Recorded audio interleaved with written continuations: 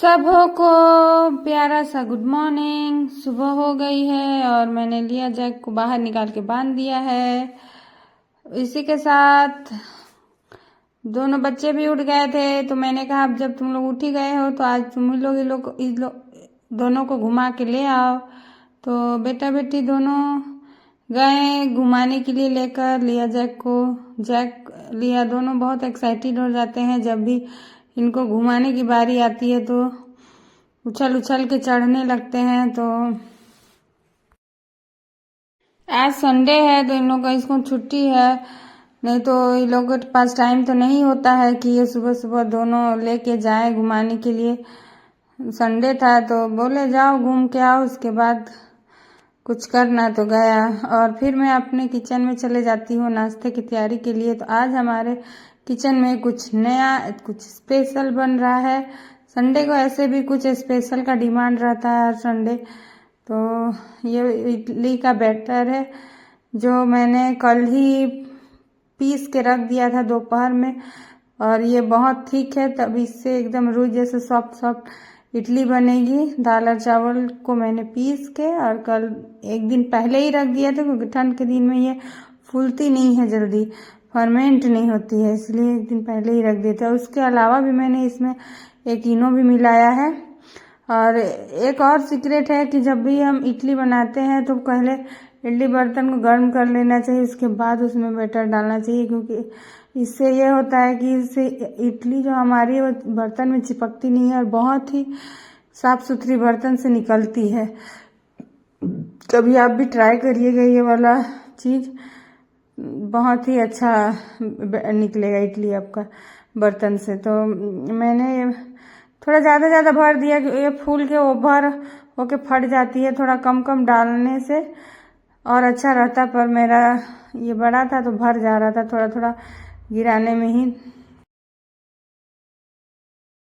हम तीनों इडली के बर्तन को भर लेते हैं, उसके बाद इसको हम फुल फ्लेम में ही पकाएंगे पूरे 10 मिनट, ज़्यादा देर नहीं, घड़ी देख के हमें 10 मिनट तक इसको पकाना है फुल फ्लेम में। चलिए मैं आपको फ्लेम भी दिखा देती हूँ। देखिए मेरा फ्लेम एकदम फुल है। और 10 मिनट बाद इसको हम लोग चेक करते हैं। तो देखिए मैं इसमें टूथपिक डाल रही हूँ। देखिए ये टूथपिक एकदम सूखी सूखी आई है, और ये इसका और एक पहचान है कि ये इडली फट गई है, इसका मतलब ये परफेक्ट बन चुकी है। देखिए इसका स्पॉन्जीनेस दिखाते हैं तोड़कर,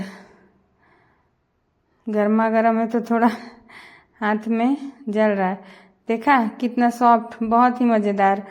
तो इसी के साथ हम अब नाश्ता बनाने के बाद नहा धो लिए थे और अब पूजा वूजा कर लेते हैं, फिर खाना वाना खाएंगे।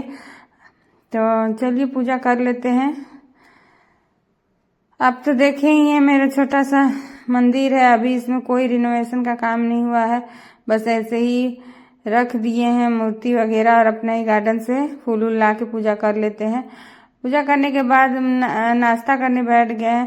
नाश्ता क्या, हमारा लेट हो गया था, खाना खाने में 11 बज गया था। तो ये थोड़ा सा फ्रूट्स सैलेड ले लिए, और सब्जी में हम लोग का चिकन बना था। संडे डिमांड रहता है स्पेशल, जैसे कि मैंने बताया था। तो चिकन और इडली बना था, और हम लोग सब तीनों मिलकर साथ में ही खा रहे हैं।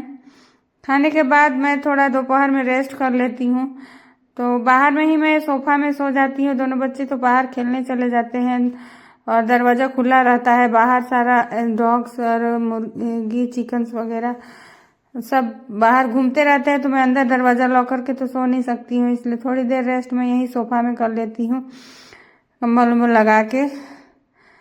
तो उसके बाद हम उठेंगे। उठने के बाद मैं अपना वीडियो एडिटिंग वगैरह का काम करूँगी। अब फिर बच्चे पढ़ने आ जाते हैं स्कूल के। आज तो संडे है, आज छुट्टी है तो आज नहीं आएंगे। तो 2 बच्चे पड़ोसी के आते हैं, 2 मेरे बच्चे रहते हैं, साथ के चलते मैं पढ़ा देती हूँ उन लोगों को भी। तो हम लोग अपना वीडियो वगैरह एडिटिंग करके दोपहर में फिर अपलोड करने का काम करेंगे उठने के बाद। फिर इसी तरह दिन रात हो जाता है। शाम में तो आज दिन का ही इडली और चिकन बचा हुआ था, तो कुछ बना नहीं। तो मैं रात को सोने से पहले अपना किचन समेट लेती हूँ, साफ सफाई कर देती हूँ, ताकि सुबह में स्कूल जाना रहता है बच्चों को, तो काम में हड़बड़ाहट ना हो, इसलिए रात में ही साफ सफाई का काम किचन का कर लेती हूँ।